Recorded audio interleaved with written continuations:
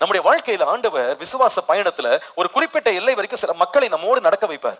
ஆனா ஒரு எல்லை வந்தவொடனே சொல்வார், இனிமே அவங்க உனக்கு தேவையில்லை, நீ என்னை மாத்திரம் விசுவாசித்து நீ தனியாக நடந்து செல்வதற்கு நீ ஆயத்தமாகி விடு. நீ இப்பொழுது அவர்களோடு இருக்க மாட்டேன், ஆனா கொஞ்ச நாள் கழித்து அவங்களை சந்திப்ப. ஆனா எப்படி சந்திப்பேன்னு கேட்டா, சாட்சியோடு அவர்களை சந்திப்பாய்.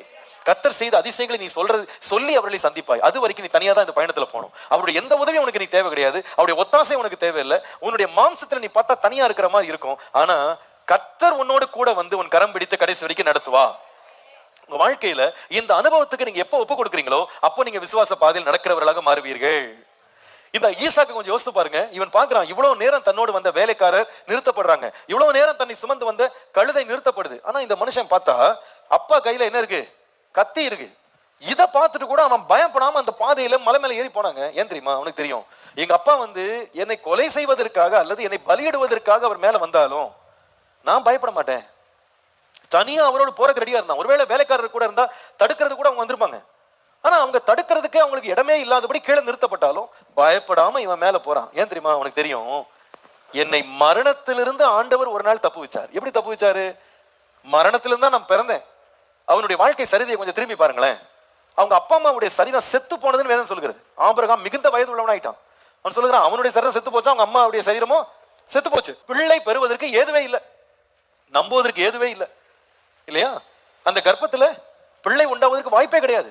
அந்த மாதிரி சொல்றாங்க, எனக்கெல்லாம் இனிமேல் பிள்ளை உண்டாகிறதுக்கு வாய்ப்பே இல்லை. செத்து போன ஒரு சரீரம் போல என் சரீரம் இருக்கு. ஆனா அந்த மரணத்துல இருந்த அந்த சரீரத்துக்குள்ள ஜீவனை கொடுத்து தேவனால உயிர்ப்பிக்க முடியுமானால், எனக்கு மரணமே வந்தாலும் எழுப்ப தேவன் வல்லவர், என்னை பாதுகாக்க கர்த்தர் வல்லவர். நானே மரணத்துல தான் எழுந்து வந்திருக்கிறேன். இனி நான் இதை குறித்து பயப்பட போகிறதே இல்லை. கர்த்தருடைய கரத்துல என்னை ஒப்பு கொடுத்துட்டேன்.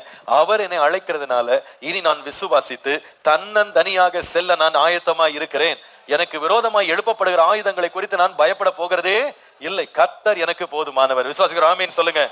அவர் எனக்கு கேடகம், அவர் எனக்கு துணை, அவர் எனக்கு தஞ்சம், அவர் என்னை நடத்த வல்லவர், அவர் என்னை நடத்த போதுமானவர். ஹல்லேலூயா. இன்றைக்கு ஆண்டவர் உங்களை பார்த்து கேட்கிறார், விசுவாச பாதையில நீ அழைக்கப்பட்டு நடத்தப்படும் போது யார் உனக்கு துணை இல்லாமல், உனக்கு கேடகமா இல்லாமல், உனக்கு மறைவிடமா இல்லாத போது கர்த்தரை மாத்திரம் சார்ந்து கர்த்தரை நடத்துவார் என்று சொல்லி உன்னால முன்னில வர முடியுமா? நீ வந்து பார், தனியா அவரோடு நடந்து பார். இவ்வளவு நாள் நீ அநேகர் உன்னை ஆதரிக்கிறவர்கள் சுமக்கிறவர்கள் உன்னோடு வந்தாங்க. ஆனா கர்த்தருடைய உயர்ந்த இடத்திற்கு கொண்டு போகும்போது கர்த்தர் தகப்பனோடு மாத்திரம் தனியாக கடந்து செல்ல கர்த்தர் உன்னோடு நடக்க விரும்புகிறார். ஆண்டவரே நான் வர்றேன்ப்பா, நான் ரெடியா இருக்கேன், உம்மோடு நடக்க நான் ஆயத்தமா இருக்கிறேன். ஆண்டவரே நீங்க என்னை குறித்து என்ன செய்ய விரும்புறீங்களோ நீங்க செய்யுங்க ஆண்டவரே. நீங்க நிச்சயமா என்னை வழி நடத்தி கடைசி வரைக்கும் என்னை கொண்டு செல்லுவீர். விசுவாசிக்கிற ஆமீன் சொல்லுங்க. என்ன பார்த்தாலும் நான் கவலைப்பட மாட்டேன், பயப்பட மாட்டேன். உம்மை பின்பற்ற துணிஞ்சிட்டேன், உம்மை பின்பற்ற கால் எடுத்து வச்சுட்டேன். யார் என்னோடு இல்லாவிட்டாலும் நீர் என்னை நடத்த வல்லவர், நீர் என்னை நடத்த போதுமானவர். என்னை கடைசி வரை கொண்டு செல்றதுக்கு உம்மோடு தனியாய் நடப்பதை குறித்து நான் பயப்படவே மாட்டேன், தயங்கவே மாட்டேன். ஹல்லேலூயா. நம்முடைய சபையில ஒரு பிள்ளை இருக்கிறா. அவளுடைய அவளுடைய சாட்சியை வந்து நேற்றுக்கு யூடியூப்ல போட்டிருந்தாங்க. அதை நான் நேற்றுக்கு பார்த்தேன். எனக்கு ரொம்ப குதூகலப்படுத்தி, நிறைய முறை கேட்டிருக்கேன், நான் நேரடியாவே கேட்டிருக்கேன். ஆனால் அந்த சாட்சி என்னை ரொம்ப உற்சாகப்படுத்தினது. இந்த பிள்ளை வந்து ஒரு ஆண்டவரை அறியாத ஒரு விக்கிரகத்தை ஆராதிக்கிற ஒரு குடும்பத்துல, வைராக்கியமான குடும்பத்துல பிறந்த பிள்ளை. அவளுக்கு 12 வயதா இருக்கும்போது அவள் இயேசு கிறிஸ்துவை குறித்து கேள்விப்பட்டாள். அது எப்படி கேள்விப்பட்டானா, எதேர்ச்சியாக அவள் கையிலே ஒரு வேத புஸ்தகம் ஒருவர் கொடுத்தாங்க, ஒரு கிஃப்டா கொடுத்தாங்க. ஒரு நாள் அவள் தன் அறையிலே உட்கார்ந்து இந்த வேத புஸ்தகத்தை எடுத்து வாசித்து கொண்டு, இது ரொம்ப அவளுக்கு அவளோடு பேச ஆரம்பிச்சது. இதை வாசிக்கிட்டே இருக்கா. ஒவ்வொரு நாளும் இந்த வேத புஸ்தகத்தை வாசிக்கிற பழக்கம் அவளுக்குள்ள உண்டானது. தேவனை குறித்து கொஞ்சம் கொஞ்சமா அறிய ஆரம்பிச்சு. அவளுக்கு எங்கிருந்து ஆரம்பிக்கணும் தெரியல, ஆதியாகமத்திலே ஆரம்பிச்சு அப்படியே வாசித்து கொண்டே வந்தான். தேவன் மேல் ரொம்ப விசுவாசம் வந்துருச்சு. அந்த அவள் சொல்லுகிறாள், இந்த யாத்திராகமம் 14ஆம் அதிகாரத்துக்கு நான் வரும்போது அங்கே தம்முடைய ஜனங்களை காப்பதற்காக தேவன் செங்கடலையே பிளந்தார் அப்படின்ற சாட்சியை கேட்ட உடனே என்னை ரொம்ப தொற்றுச்சு. தன்னுடைய ஜனத்துக்காக எழும்பி யுத்தம் பண்ற ஒரு கடவுள் ஒருத்தர் இருக்கிறாரா அப்படின்னு அவர் மேல் ரொம்ப விசுவாசம் வைத்து முழுவதுமாக தேவனுக்கு தன்னை அர்ப்பணித்தாள். ஆனா வீட்டுல யாருக்குமே தெரியாது. ஒரு நாள் அவள் தன்னுடைய அறையில, எப்பொழுதுமே அவள் ஸ்கூலுக்கு போறதுக்கு முன்னால வாசித்துட்டு பெட்டுக்கடியில மறைச்சு வச்சுட்டு போயிடுவாளாம். அன்றைக்கு அவள் அந்த பைபிளை எடுத்து பெட் மேல உட்காந்து வாசிட்டு இருக்கு. எப்பவுமே அவங்க அப்பா வந்து கதவை தட்டிட்டு தான் உள்ள வருவாராம். அன்றைக்கு திடீர்னு கதவை திறந்துட்டாராம். திறந்த உட்காந்து பைபிள் எடுத்து உட்காந்து வாசித்துட்டு அவர் வந்து பார்த்த உடனே கேட்டாரா, என்ன பண்ணிட்டு இருக்கேன்னு கேட்டாரா. உடனே நான் பைபிள் படிச்சுட்டு இருக்கேன் அப்படின்னு. உடனே அவருக்கு சொன்னாரா, இந்த புஸ்தகம் எப்படி இந்த வீட்டுக்குள்ள வந்தது, எப்படி உள்ள வந்துச்சு, அது நீ முதல்ல வெளியே எடுத்து போடு, இதை நீ படிக்க கூடாது. இவ பாருங்க, அந்த 12 வயசுல அவளுக்கு இருந்த அந்த சொல்ல ஒரு தைரியம் எனக்குள்ள வந்துச்சு. அவள் பதில் சொன்னாலாம், ஒரு அதிகாரம் வாசிக்க ஆரம்பிச்சுட்டு அதை முடிச்சுட்டு எடுத்து வச்சிடறேன்னு சொன்னாலாம். அவருக்கு இன்னும் கோபம் உச்சக்கட்டத்துக்கு அவர் போயிடுச்சு. நான் படிக்காதன்ற அதிகாரம் படிச்சு முடிச்சு நிறுத்துறேன்றாளே, கோபம் உச்சக்கட்டத்துக்கு போயிட்டு சொன்னாராம், ஒண்ணு நீ இங்க இருக்கணும் அல்லது நான் இங்க இருக்கணும். நீ வெளியே வான்னு சொன்ன உடனே இவ வெளியே வந்திருக்க. வெளியே வந்த உடனே சொன்னாராம், நீ இயேசுவை இனிமே நீ தேட மாட்டேன், அவரை நீ ஆராதிக்க மாட்டேன், பைபிளை வாசிக்க மாட்டேன், நீ எனக்கு சத்தியம் பண்ணி கொடு, அப்பதான் நீ வீட்டுக்குள்ள இருக்கலாம்.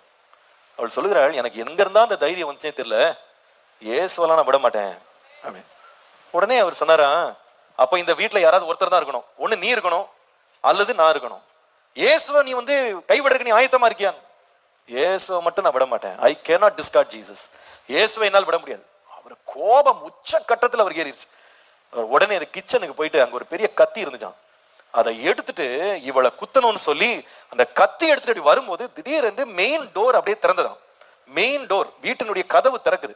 அந்த கதவுல யார் நிக்கிறான்னு கேட்டா, இவளுடைய மூத்த சகோதரி, இவளுக்கு 13 வயசுக்கு மேல மூத்த ஒரு சகோதரி ஒருத்தி, அவ துபாயில வேலை செய்து கொண்டிருந்தாள். அவள் இயேசுவை ஏற்கனவே ரகசியமா ஏற்றுக்கொண்டு அவ ஆராய்ச்சிட்டு இருக்கா.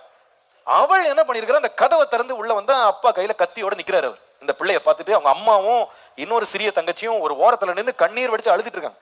இவர் கத்தியோட நிக்கிறத பார்த்த உடனே இவ எதுக்கு வந்தான்னு கேட்டா, சர்ப்ரைஸா எல்லாருக்கும் தெரியாம நம்ம இந்த இடத்துல இறங்கணும், இன்னைக்கு எல்லாரும் சர்ப்ரைஸ் பண்ணணும்னு கதவை திறந்தா கத்தியோட நிக்கிறாரு. இவள் இந்த காட்சியை பார்த்த உடனே அந்த மனிதனை பார்த்து சொன்னா, கத்தியை தயவு செய்து எடுங்க, கத்தியை மட்டும் நீட்டிடாதீங்க அப்படின்னு அவர் சொன்ன வார்த்தையை கேட்ட உடனே இவர் பிறண்டு போய் கத்தியை கீழே போட்டாரு. கீழே போட்டு சொன்னாராம், சரி நான் இவ்வளவு சொல்லி நீ இயேசுவை ஏற்றுக்கொண்டு அவர் பின்னாடி தானே போறேன்ற, வீட்டை விட்டு வெளியே போ. வீட்டை விட்டு வெளியே போ, நீ வீட்டுக்குள்ள இருக்கக்கூடாது. 12 வயதுங்க, நேரா மாடிக்கு போயிட்டு சூட்கேஸை திறந்து துணியெல்லாம் எடுத்து வச்சுட்டு கீழே இறங்கி வந்துட்டான். கீழே இறங்கி வந்து அக்கா நிக்கிறா, அக்கா நம்மள வீட்டுல இருக்க கூடாதுன்னு சொல்றாங்க, நம்ம போயிடலாம். எங்க போறது தெரியல, போயிடலாம். சூட்கேஸோட 2 பேர் வெளியே வந்திருக்காங்க. வெளியே வந்தா ஒரு ஆட்டோவை பிடிச்சி ஆட்டோல ஏறிருக்காங்க. ஆட்டோல ஏறின உடனே ஆட்டோக்காரர் கேட்டாராம், எங்க போனோன்னு. அண்ணா நீங்க போங்கண்ணா, எங்கன்னா போங்கண்ணா. எங்க இது கட்டுக்கதையில உண்மையா நடந்தது, எங்கனா போங்க. கடைசியில ஒரு இடத்துல ஒரு அடைக்கலம் புகுந்திருக்காங்க. அந்த மனுஷன் குடும்பத்தை விட்டு போனவர் தான், திரும்பி வரவே இல்லை. இயேசுவனை ஏற்றுக்கொண்டு உன்னோட இருக்க மாட்டேன், நான் போறேன், கிளம்பி போயிட்டாரு. பெரிய ஐஸ்வர்யவான்களா இருந்தவங்க, பெரிய பணக்காரர்களா இருந்தவங்க, கிளம்பி போயிட்டாரு. இயேசுவோடு தனியாக நடந்த அந்த பிள்ளை இன்னைக்கு கர்த்தர் அவளை கைவிடல. அவள் கனடா தேசத்துல கர்த்தருக்காக இன்னைக்கு பிரகாசிக்கிறாள். நம்முடைய ஊழியத்திலே இன்னைக்கு அவள் ஒரு பங்காற்றுகிறாள். நான் யோசித்து பாக்குறேன், கர்த்தர் சிலவள் நம்முடைய வாழ்க்கையில ஒரு கட்டத்துல நம்மளை கொண்டு வந்து, தனியா வருவியா என்னோட, யார் உன்னை விட்டு விலகினாலும் என்னோட நீ தனியா நிக்கிறதுக்கு ரெடியா இருக்கியா? அந்த நேரத்தில் ஆண்டவரே, யார் வரலனாலும் பரவாயில்ல, உண்மை மட்டும் நான் விடவே மாட்டேன், உம்மோடு வர்றேன் ஆண்டவரேன்னு சொல்லி பாருங்களேன். கர்த்தர் உங்கள் கரத்தை பிடித்து உங்களை ஒரு நாளும் கைவிடவே மாட்டார், உங்களை மேன்மைப்படுத்தி ஆசீர்வதிப்பார். ஹல்லேலூயா. இன்னைக்கு நிறைய பேர் என்ன சொல்றாங்க, ஆண்டவரே என் ஃப்ரெண்டை மட்டும் என்னால விட முடியாது, நீங்க வேணா என் கூட வாங்க, என் ஃப்ரெண்டை மட்டும் நானு விட மாட்டேன், இந்த பழக்கத்தை மட்டும் விட மாட்டேன், இந்த போக்குவரத்தை மட்டும் விட மாட்டேன், இதுவும் என்னோட இருக்கணும், நீங்களும் என்னோட இருக்காங்க. இல்ல இல்ல இல்ல, யார் உனக்கு வேணும்? அந்த ஈசாக்கும் ஆபிரகாமும் அன்னைக்கு ஒரு தீர்மானம் எடுத்தாங்க. இவ்வளவு தூரம் எனக்கு தேவைப்பட்டாங்க இவங்க, இவ்வளவு தூரம் எனக்கு உதவி செய்தாங்க, இவ்வளவு தூரம் என்ன சுமந்தாங்க. ஆனா கர்த்தர் என்ன கூப்பிடுறாருன்னா, தனக்கு முன்பாக நிற்கிறதுக்கு என்ன கூப்பிடுறாரு. இவர்கள் எல்லாரும் இங்கே நிக்கட்டும், நாங்க தனியா போறதுக்கு ஆயத்தமா இருக்கிறேன், கடைசி வரைக்கும் இயேசுவோடு நடப்பதற்கு நான் ஆயத்தமா இருக்கிறேன், அவரும் நானும் என்றென்றும் கைவிடாமல் ஒரு நாளும் பிரியாமல் நடந்து போவோம். அந்த தீர்மானத்தை என்றைக்கு எடுக்கிறோமோ அதுவே விசுவாச பயணமாக மாறும். ஹல்லேலூயா. யார் கைவிட்டாலும் தேவன் என்ன செய்ய மாட்டாரு, கைவிடவே மாட்டார்.